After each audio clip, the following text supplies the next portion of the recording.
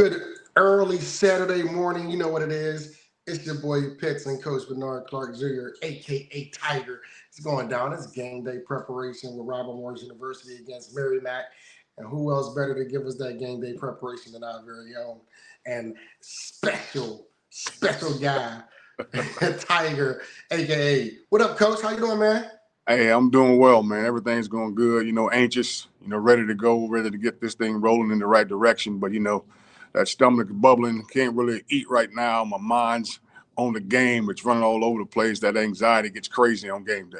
Them game day jitters. Yeah, man. Yeah, still get them. I mean, even though I can't hit anybody right now, it's one of those things. Well, I shouldn't hit anybody, should I say? Well, I mean, hey, let's be released. Sometimes you got to do what you got to do. You're right. So we'll pick up from where we left off on Wednesday. Our word of the week, which is our AKA our wow, was sow. We reap what we sow. We get what we put into it. Absolutely. How has the team responded to our word of the week, and what have you seen from them in the sowing through the variation of the remaining practices? You know what, Pitch, man? It probably showed up on Thursday more than it has all week long. On Thursday, we decided to practice in shells, which is just helmets and jerseys. And those guys practiced. The tempo they practiced at mentally was there. They understood exactly what they're supposed to do. They were making their checks. They was doing the things that we asked them to do throughout the week. So they did a good job of sowing. I'm hoping we reap what we're sowing, because our guys did a great job on Thursday of a mental preparation and a mental practice, and getting through a practice of about an hour and a half, hour and 20 minutes long, right before we prepared to go on the trip. But it was great, man. It was outstanding. I thought those guys practiced hard this week. How's Zach Tanner feeling this morning amid last week's injuries? It's still going to be 2 weeks ago. I'm sorry, 2 weeks ago, before the Baz injury. It's still going to be a game time decision. He's still. I talked to him this morning. He said, "Coach, the swelling is going way down. I'll let you know when we get there." So it's still like a game time decision. So it's still like we're kind of in limbo on what we're going to do. But we got an idea of who's probably going to be the guy if Zach can't go. So. And that's what I was going to ask you in regards to the response from 2 weeks ago, and the preparedness and the readiness of the backup quarterbacks. How has that gone in their prepared readiness for an event Zach can't go this week? Well, we prepared all three of them. That's the thing about it, Pitts. We prepared Jake Wolf, prepared Amir Dudley, and we prepared Cooper Pantic. So it's one of those situations where all three of those guys are ready to go. So if Zach decides to go down, then Coach Rothenbuehler and myself, the offensive coordinator, will get in together and say, okay, Zach can't go. This is who we're going with. So right now we're still kind of hoping Zach can make this thing happen. But if he can't, we got an idea of who we want to go with. And right now we're leaning towards the freshman Cooper. So we'll see how that goes. What's today's game plan for you offensively? Again, it depends on who's at the helm of leading these guys. So who's ever at the helm, it's going to be a different situation. So what Coach Rothenbuehler does a great job of is each day he asks those guys, send me 5 plays that you like as a run play and 5 plays you like as a pass play. He want to make sure he puts as much emphasis on those plays of each guy that may be playing. So Cooper has the plays he likes, Jake has the plays he likes, Amir has the plays he likes, and obviously Zach has the plays he likes. So it's a situation where we've done that. So I can't say it's going to be this or that. We just know that those guys like certain plays, and those are plays we're going to try to run with when it comes to offense, and making sure who's at the helm is getting the right situation that's what's best for him. Because it always goes back to, it doesn't matter how much you know as a coach. It only matters what they do well and what they do fast. And so that's what we're trying to do.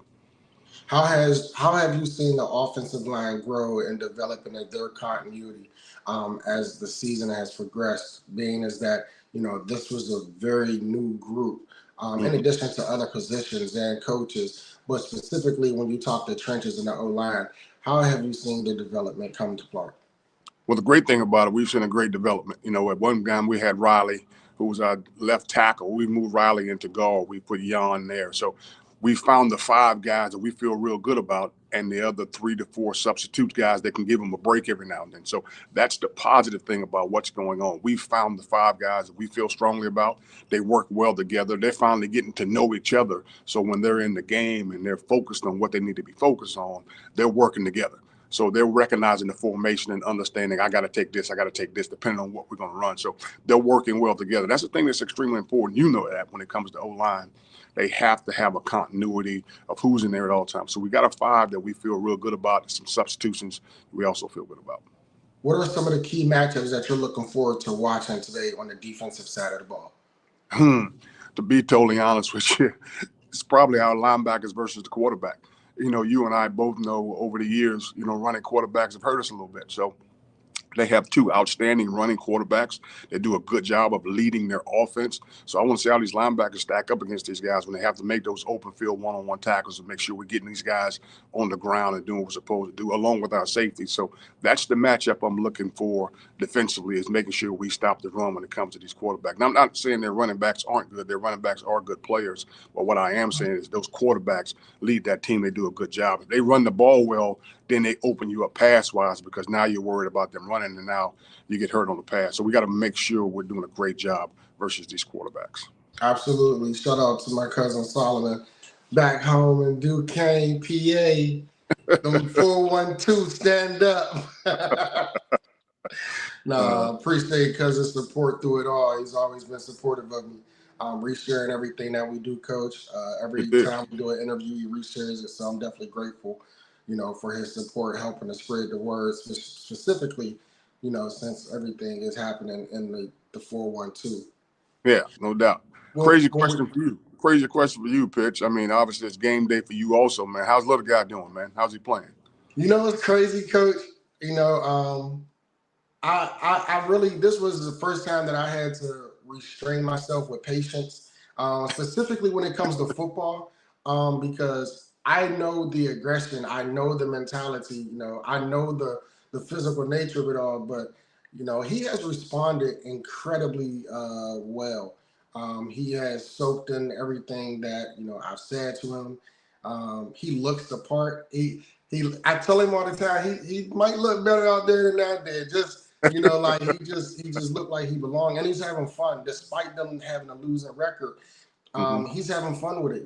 He's anxious about the off season. As soon as the season's over, I'm matching him up with some athletic trainers to really get him going, because with this being his first year and the next year being high school, I want to make sure that he's fundamentally ready and mentally prepared for what that hall looks like going into his freshman year of high school. So, I'm extremely proud of him, man. Not to mention, my only ask of him throughout this entire process was that he maintained his grades, which he's always maintained a 3.0 or higher. But the difference in this year was that I'm not going to ask him anything school related when it comes to homework, when it comes to his assignments, when it comes to tests, because even though I know he's going into high school, just getting him mentally prepared that when you go to college, mom and dad isn't there, right? It's not to say I can't help him along the way now, but when he gets to high school, it's all on him. So I just wanted to see how he would respond in being able to handle, his first responsibility as being a student first and now being an athlete, and seeing how he would be able to measure it. And he's responded well, man. He has a 3.8 GPA still. Wow. Okay. And he hasn't lost his humbleness. He hasn't lost his growth and maturity. He hasn't lost who he is as a person. So, I'm overly excited about that. Today they have a game against the number 2 team in their division. Next week, the number 1 team. But more importantly, they moved him now to an offensive skill position. I've never wanted to say anything. I knew he was always out of position when they had him in the offensive line, but I felt like it did him some good, right? Because with this being his first year, he get to have bump every single play, that physical nature of contact, So I think it did him some good, and I think the coaches realized, like, hey, I think we got you out of position, So now today is his first day where he actually gets to be a ball carrier instead of a ball blocker. Yeah, I think the thing is too, what really helped him is exactly what you did. You waited until he played. Like you and I, we started playing football. We were 8 years old. So it's crazy. Now your body's beat up, and after a while you get tired of it. So he's got to the point now where he enjoys the process, because he's never had the process before. So he's enjoying the whole aspect of learning the game and going with the game and realizing, okay, I may not be an offensive lineman. Heck, I may be a running back. I could be a tight end. So I think those are the things that excite him, because he hadn't been doing it since he was 8 years old. He waited to play the game, and he's still excited about the game.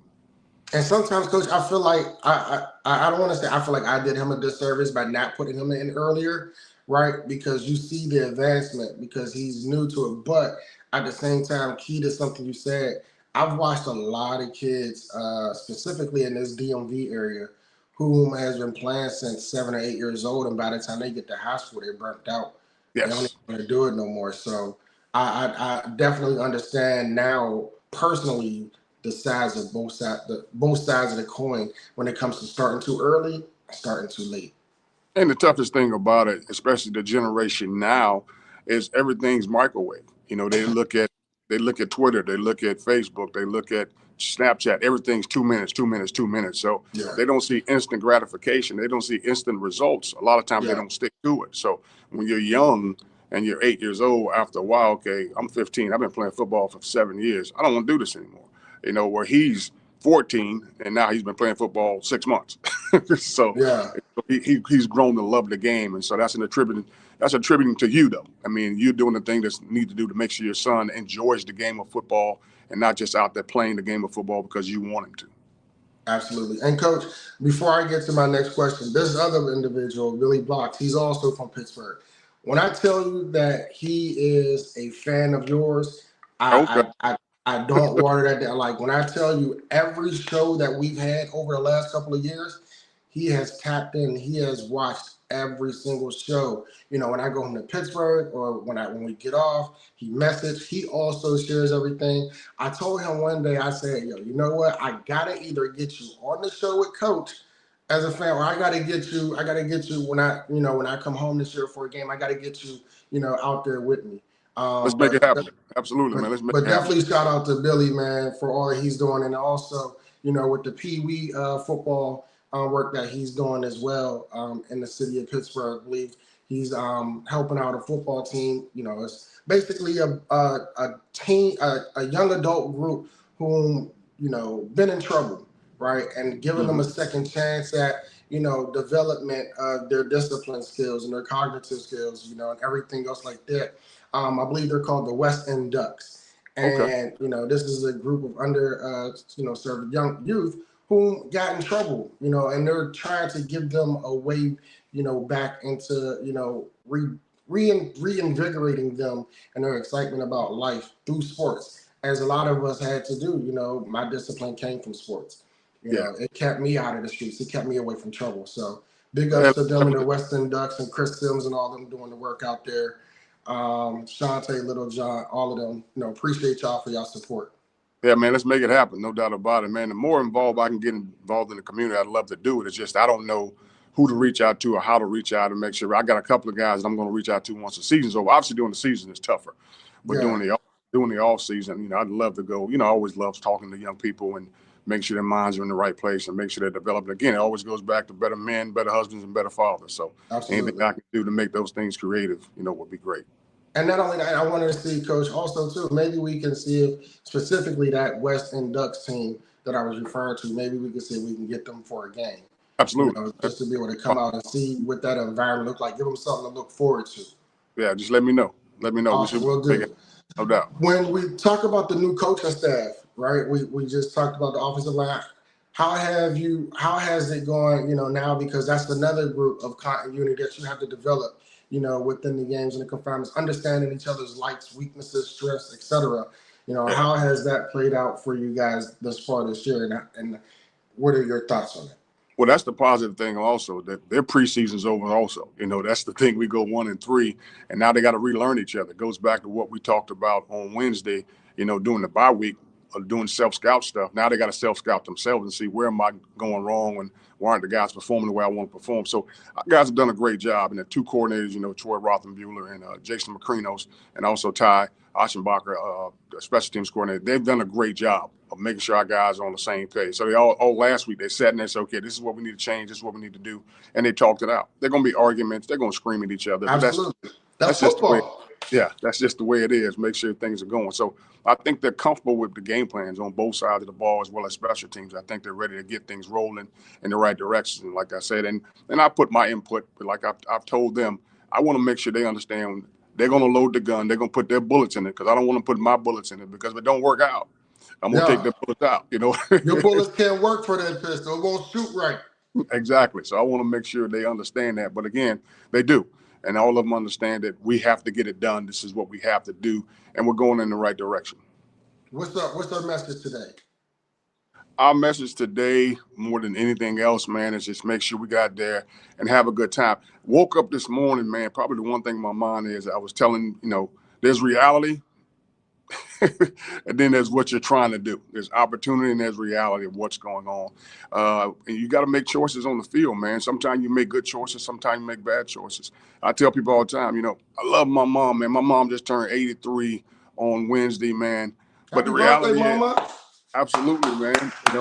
And I love my mom. She's been here a long time. But the reality is, man, I'm not sure how much longer I'm going to have her, but I'm going to take advantage of as long as I have her. And heck, I may go before she goes. You never know. Yeah. So it's one of those things. But I want to and that's the reality of it. So I want to make sure I love her as much as I can. So I try to tell those guys on the field, man, the reality is you only get the opportunity one time. We don't know if you're going to the NFL. We don't know if you're going to the pros. We don't know if any of that stuff's going to work out. But the reality is you have an opportunity now. You have an opportunity right now to play this great game that we call football. So take advantage of it. Stop worrying about what could happen, what may happen. Deal with the reality of what's going on right now. Deal with the opportunity you have and give 100% while you're on that field. So stop worrying about what could have been, what should have been, and what may be, and worry about what's going on right now on this field and give 100%. So that's what I'm going to tell the guys today. Make sure they do. And not only that, make sure we go hard in the paint, baby. Going hard in the paint. We some head busters. Hey, like my ops, the Ravens player, University of Miami alum said, yesterday it's gone. Tomorrow, too far away. Gotta worry about what's happening right now. Shout out to Ray Lewis and all that he did for the sport of football, even though he played for the ops. So, Coach, today, are we still? What's our music for this morning? Are we still? We're going hard in the paint. That's what I'm playing right after I talk to him. Hey. That's exactly what I'm playing. I want them to understand, man. You gotta make sure again. And the great thing about going hard in the paint, man, is you're having fun while you're doing it. Because like you said, it's a party. It's a party, baby. That's exactly what this is. Make sure we understand that. Y'all heard it here, man. Coach is ready. He said, Grove Street. Hey, y'all already know what it is, man. Robert Morris against Mary Max today. Oh, before I let you guys go, definitely got to give a shout out to my nephew, Elijah McGuire, man, running back for Woodland Hills High School. Had another good night last night. Definitely proud of him. He's definitely also maintaining his 3.0 and higher grades, as well as being a student athlete. Extremely grateful and proud of my nephews, man, for what they're doing. My nephew at West Virginia State University still maintaining his 3.0 and still having fun out there on the football field, man. So big ups to everybody out there that's doing it.